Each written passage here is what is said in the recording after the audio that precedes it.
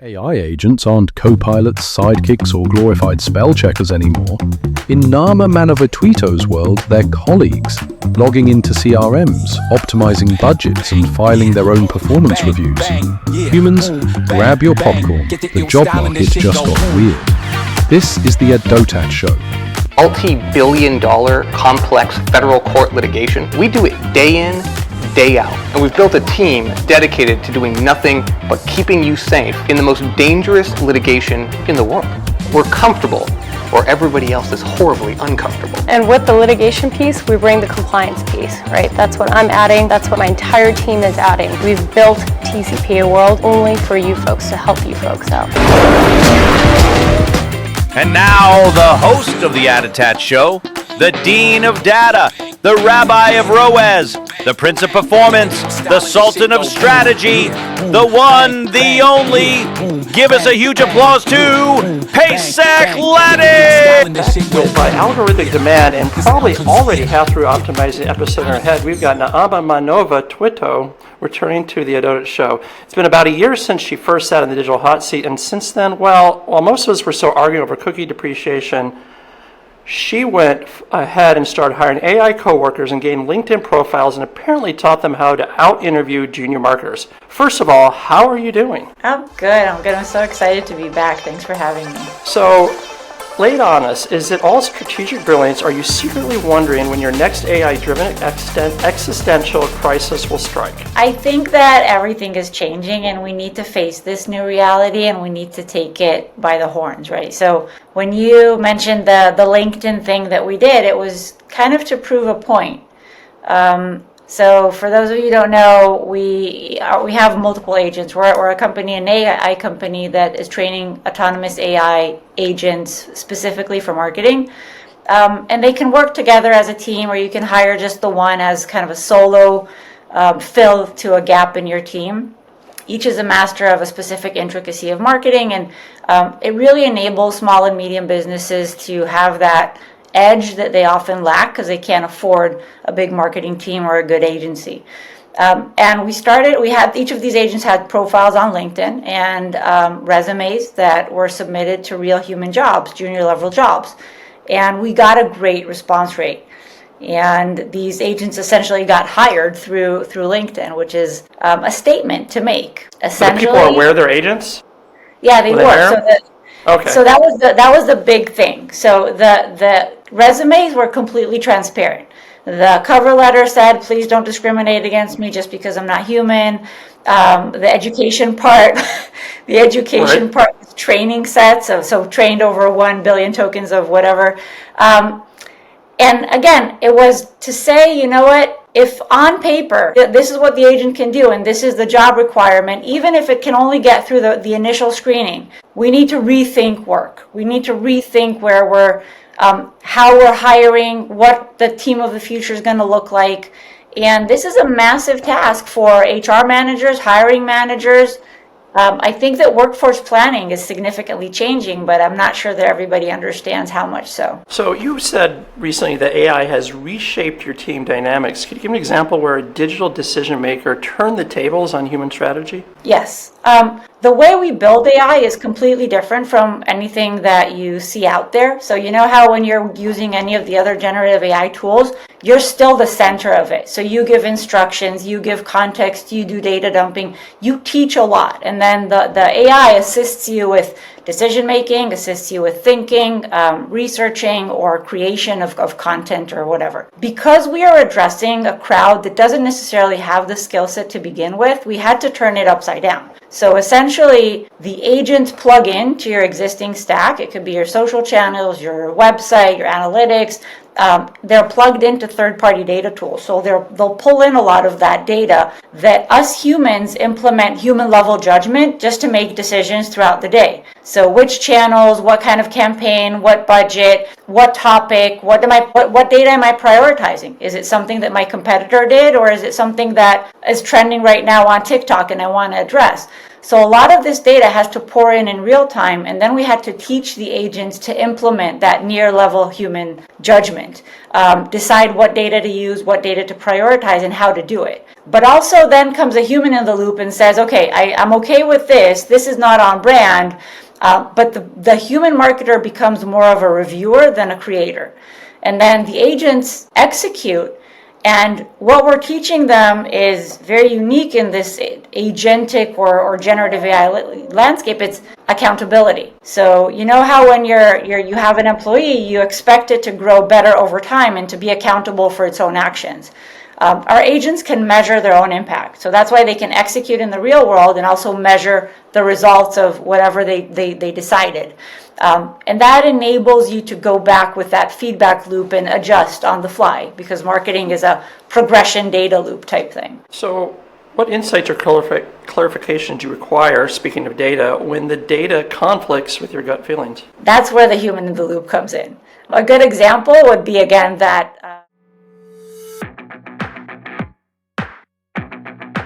If last touch attribution worked, your waiter would take full credit for your meal.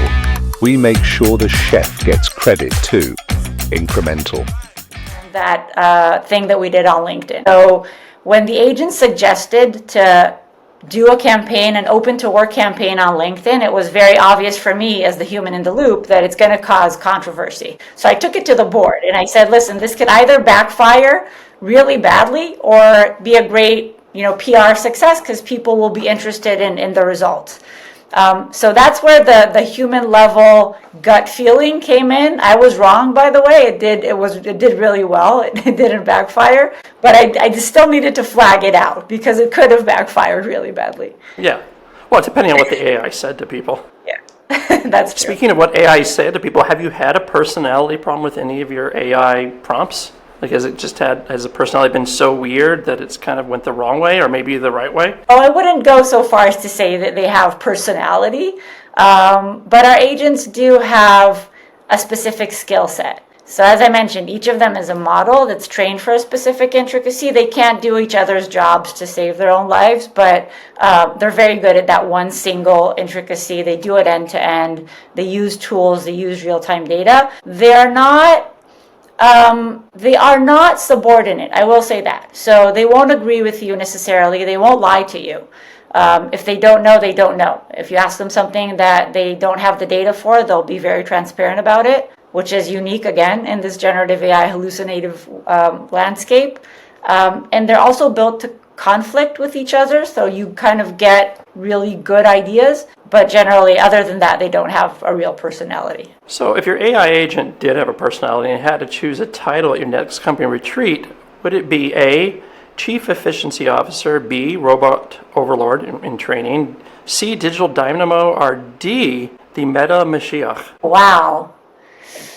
I would go with B, simply because I want to look at the agents as more than just incremental efficiency enhancers. They're really filling in gaps within the team, but I wouldn't go as far as D.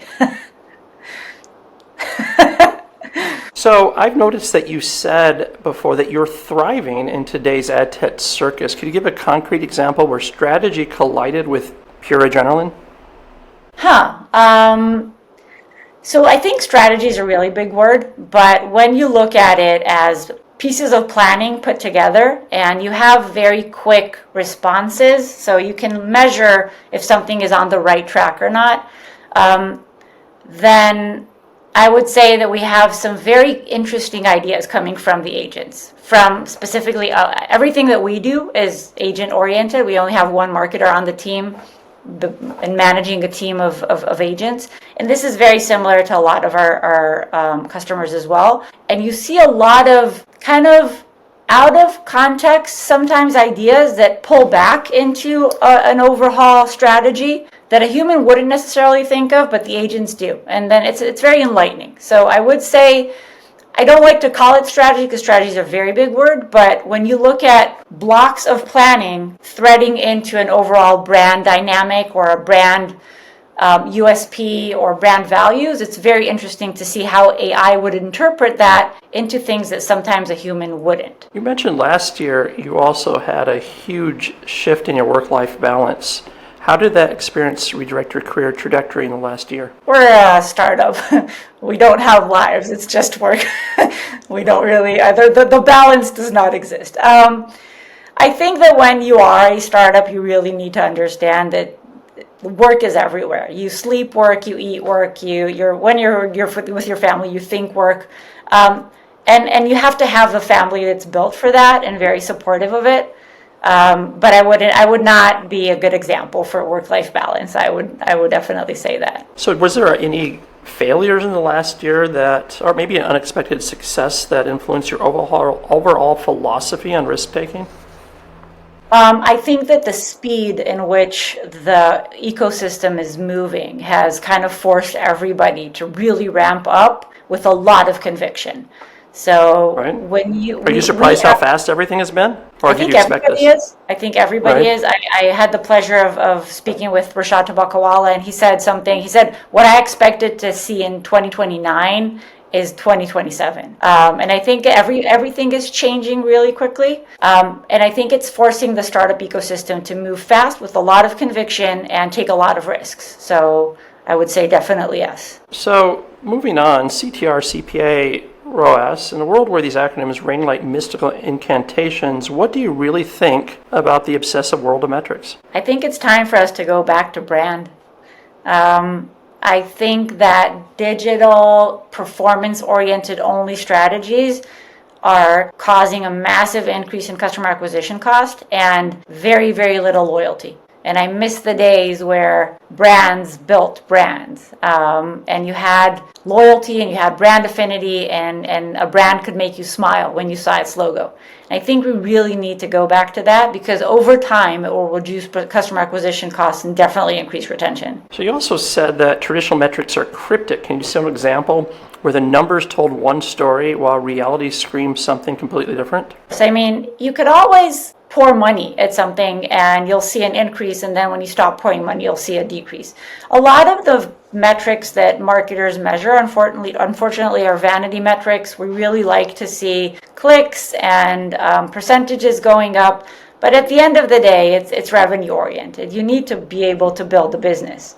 And I think that sometimes we're so obsessed with seeing engagement or reach or things that don't necessarily translate into sales or retention or conversions, which is fine if you're trying to just build awareness, but it has to have a follow-up where you can build it over time. And again, if you have the big bucks to do, TV commercials and billboards and everything, that's one thing. But if you're a mid-market brand, you have to have the orientation to build a story that resonates with people that will eventually buy. What clarifying evidence would you demand from a dashboard that claims success, but your gut says there's something really rotten here? Again, I would just go back to the cash register.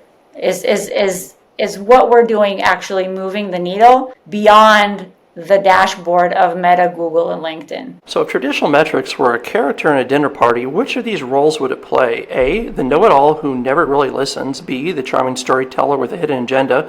C, the overly serious accountant with zero humor. Or D, the mysteriously ambitious hipster nobody understands? Wow. I think I'd go with B again. It's a charming storyteller? Yeah, with a hidden agenda.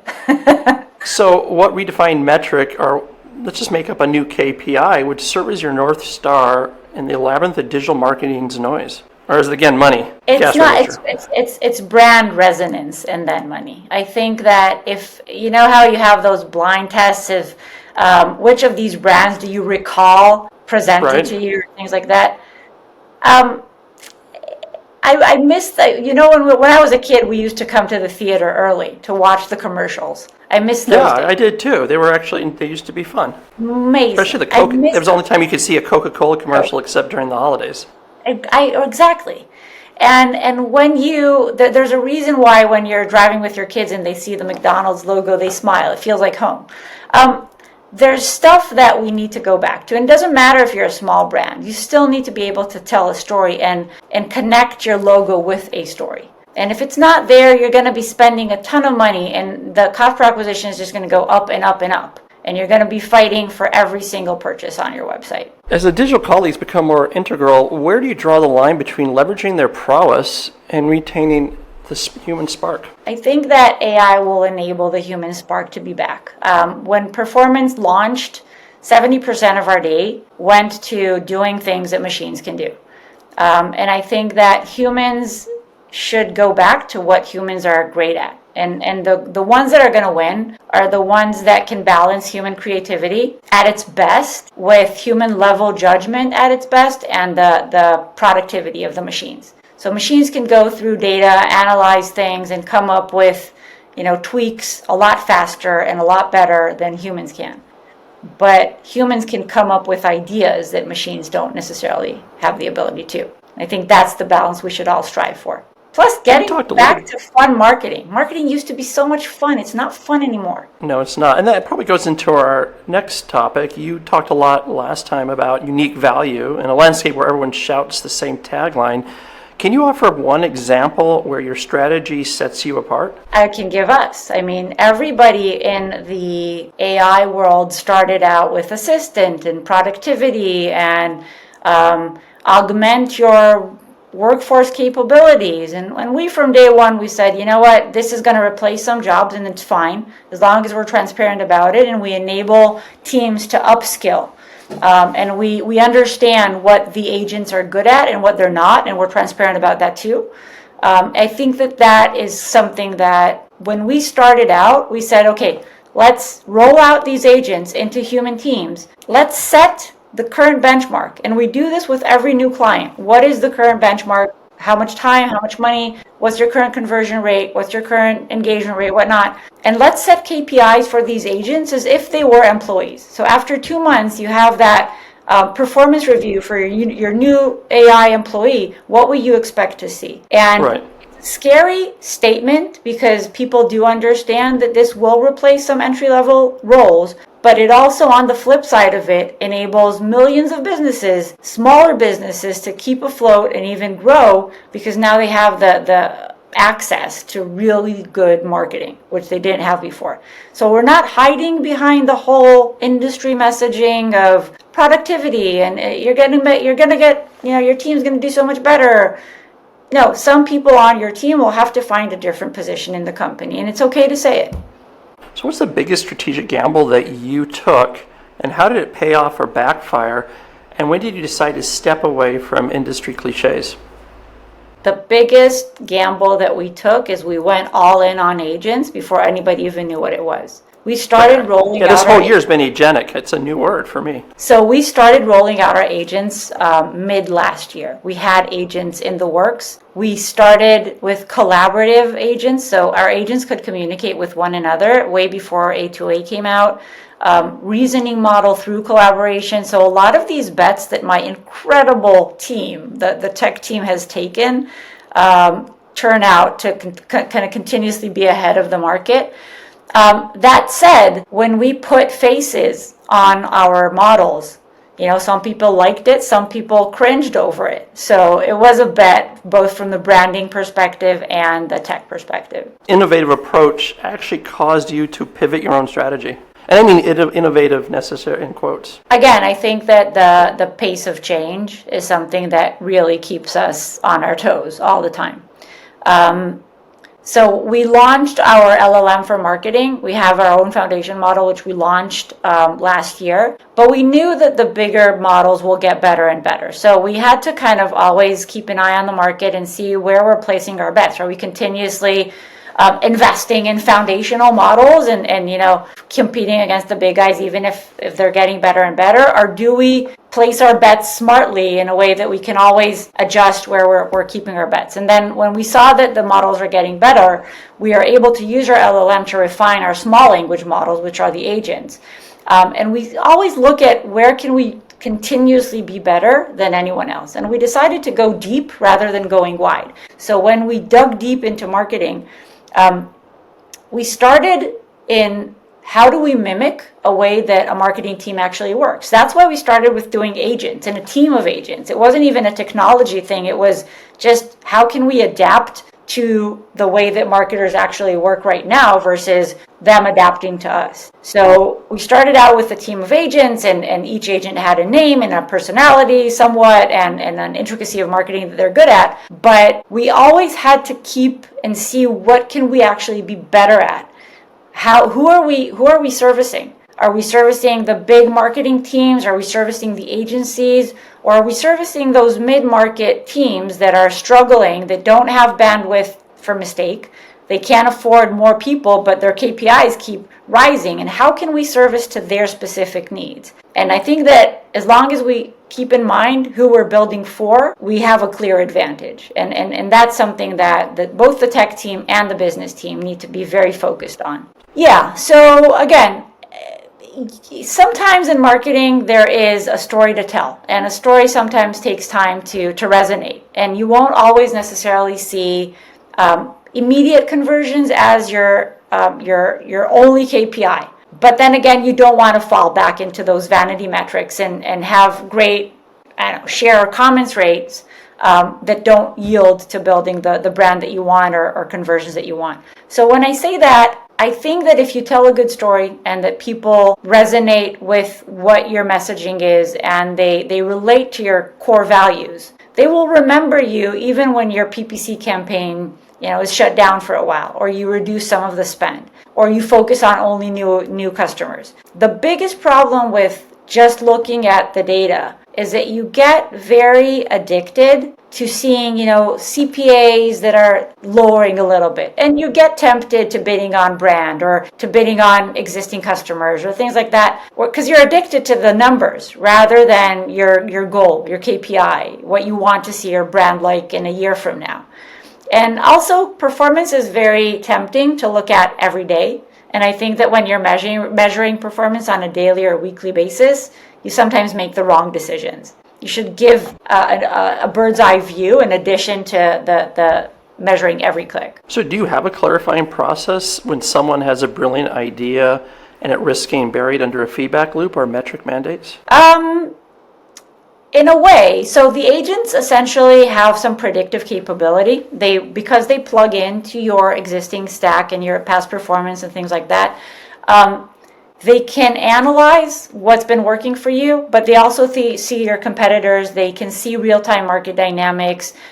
They see podcasts and news and trends that are now happening, and they make their own calculations, and they present to you like the top 5 or the top 10, or they screen out things that they don't think would work well. I'm sure sometimes things get missed in the mix, but what you get are good ideas, good strategies, good content plans, and good content in general. So beyond the hustle of KPIs and algorithms lies a person with quirks, dreams, and moments of unapologetic vulnerability. So what does success really mean to you when you peel back the layers of ad tech bravado, and how has your journey reshaped that definition? Success to me means building a good company and a good product that actually helps people grow, that helps businesses grow. We did a very interesting collaboration with the biggest bank here in Israel, where they asked their customers what's the biggest problem of their business, their SMB sector. And they said, listen, we can't deal with marketing, we can't afford marketing. So the bank took an initiative and they sponsored usage of our platform to all of their SMB sectors. And we got calls from people crying and saying thank you for doing this, because you can understand the situation currently here with businesses going under every day. And when they saw that they can do it themselves, they don't need to pay someone to build their social media presence or to run their few campaigns, that made a difference. It really made a difference. And that was the thing that I think moved us all the most, because it really reminded us who we're building for. Has your definition of success changed in the last year? I think it deepened. I think that the more you see the impact of what you're building, it becomes something that you can grasp beyond your own vision. The vision is something you put on your wall. But when you see it turning into someone else's reality, I think that you understand if you're on the right track, you understand what you need to adjust, and it's very addictive to see businesses every day. You see a business change just a little bit thanks to what you built. Was there any moment early in your career, like say the first ad came or a quirky mishap, that defined your definition of what success is or what it shouldn't be? I think that, as you know, I'm a massive technophobe. I came from very old school marketing, pen and paper. The fact that I'm a CEO of an AI company is very odd to people who know me from my past. And when digital happened, I did not hop on that wagon. I was very late to the party, and I felt... You were like burning printing presses and stuff? Yeah, I came from the RFI, RFQ age of telecom. I didn't understand CP anything for a really long time. And it felt like the industry passed by, and I was left behind, because you had 16-year-olds, talking in abbreviations I didn't understand. It felt like they were ruling the world. That felt to me, I know they are, but that felt to me like something that I was too late to learn. I felt like no matter how hard I try, I would never be able to keep up. And then things got worse, because by the time I figured out Facebook, TikTok came about. By the time you finish with TikTok, something else comes about. It's hard. It's hard to keep up, and I think that it's just getting harder and harder. And if someone were to build a market team back then, that I could just have a secret whisperer to tell me what to do on Google Ads Manager, I would have the confidence that I needed, and I lacked at the time. And now I think that that's what we're giving. We're giving you confidence to do things on your own that you might not necessarily know how to do without the agent. Was there any time in your life where a huge personal failure turned into a stepping stone? Yeah, multiple times. But I think that specifically, that same story. Because I was so far behind, I went into ad tech. And I was forced to deal with these 16-year-olds on a daily basis. And I was forced to deal with my insecurities on a daily basis and my imposter syndrome on a daily basis. And at one point, you just say, you know what, this is who I am, this is what I know, and I'm owning it. And I think it helps me a lot today, because there's no stupid question. I'll ask anything, I'll try to learn anything, and I'm in a position where I'm surrounded by really, really smart people that teach me new stuff every day. So I know your personal values are important to you. So what clarifying questions do you ask yourself during a crisis that helps you keep those personal values close to you? Well, it's a question that is not hypothetical in the neighborhood that we live in. So when the Gaza war started, we had term sheets pulled right from within our hands. And then the past 2 years were challenging. But again, when you have your back against the wall, sometimes that's when you make the best decisions. And I was sitting with my co-founders, and we made very, very brave decisions as to what we see the future of the company looking like, what we need to do in order to make sure that it happens. And I think and I'm very proud of the entire Israeli ecosystem for this. We do deliver no matter what. And I think that that's our greatest value. And we learn from our customers, and we deliver for them, and we look at our investors, and we make sure that they're involved in our decisions. We're very transparent about where we are and what we're building. And we're not shy of making mistakes. I think that it's good to make mistakes as long as you learn quickly from them and you do better. So is there like a percentage of customers that has told you straight out that they won't do business with an Israeli company? Not to our faces. I'm sure they just don't make the phone call, I guess. Yeah.